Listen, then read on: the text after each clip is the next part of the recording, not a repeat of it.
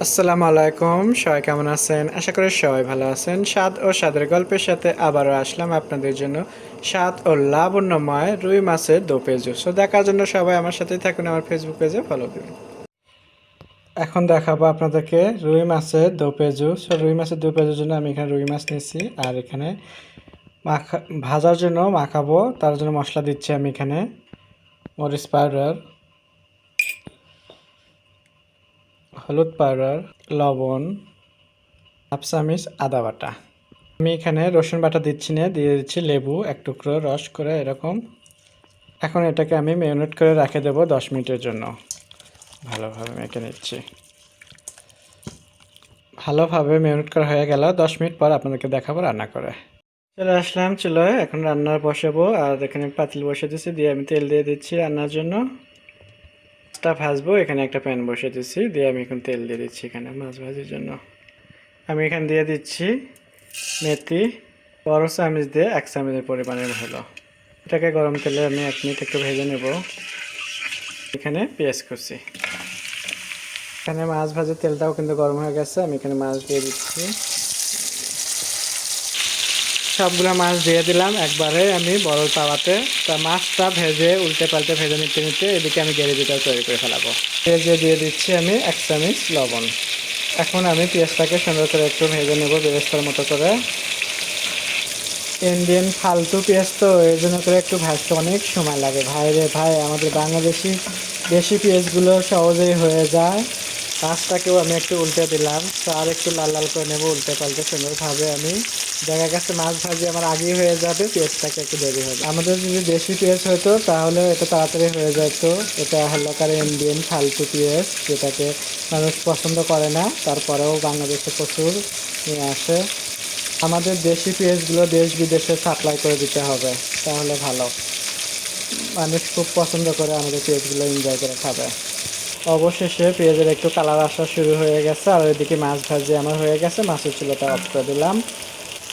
দিচ্ছি ছেঁচা রসুন, আমি এটা একটু ছেঁচে নিছি, একটু গোটা গোটাও আছে। দিয়ে দিচ্ছি আমি এখানে আদা 1 চা চামচ বাটা। দিয়ে দিচ্ছি হলুদ পাউডার, ঝাল কম হবে তাই মরিচ পাউডার আমি দিয়ে দিচ্ছি হাফ চামচ। এখন আমি এটাকে পেঁয়াজের সাথে একটু মিশিয়ে নেব। সব কিছু মিলে আমি তেলের সাথে একটু ভালোভাবে মিশিয়ে নিলাম পেঁয়াজ আর মশলাগুলো। এখন আমি মশলাটা কষানোর জন্য এখানে দিয়ে দেবো একটু পানি। দিয়ে দিলাম নর্মাল ঠান্ডা পানি। পানিটা দিয়ে আমি ভালোভাবে এখন কষিয়ে নেব মশলাটা। আর এর জন্য আমি একটু টমেটো কেটে নেব। মাছের মশলাটাকে আমি খুব ভালোভাবে কষিয়ে নিলাম, দেখতে পাচ্ছেন একটু সময় নিয়ে। এখন আমি এখানে দিয়ে দেবো টমেটো। এখানে টমেটোটা কুচি করে নিলাম, কুচি করে নিয়ে আমি এখন এটা দিয়ে দিচ্ছি।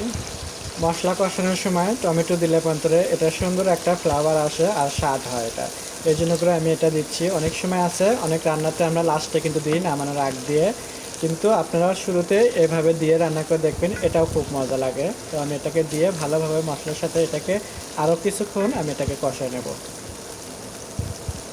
টমেটো দেওয়ার পরে মশলাটাকে দেখতেই পাচ্ছেন আমি খুব ভালোভাবে একটু সময় নিয়ে কষায় নিলাম।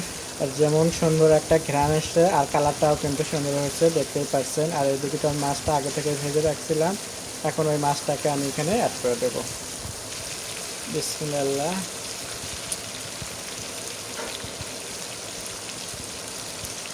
সবগুলো মাছই আমি এখানে দিয়ে দিলাম, কিন্তু এখন আলতো হাতে একটু নাড়তে হবে যেন কোনোভাবে ভেঙে না যায়।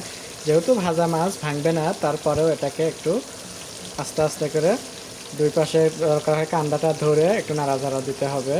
সেভাবে দিয়ে আমি এটাকে এখন মশলার সাথে একটু মিশিয়ে নেব। মাছটাকে খুব ভালোভাবে একটু আলতো হাতে আমি নরম করে মশলার সাথে মিশিয়ে নিলাম। এখন এখানে দিয়ে দিচ্ছি একটু গরম পানি রান্নার জন্য করে। পানি দেওয়ার পরে আলতো হাতে একটু নাড়াচাড়া করে দিতে হবে। দুই সাইডে কান্দাটা ধরে দরকার হয়, এভাবে করে একটু দিয়ে তারপরে ঢাকনা দিয়ে এটাকে আমি আর বেশি না অল্প 5-6 মিনিটের মতো রান্না করে নেব একটু।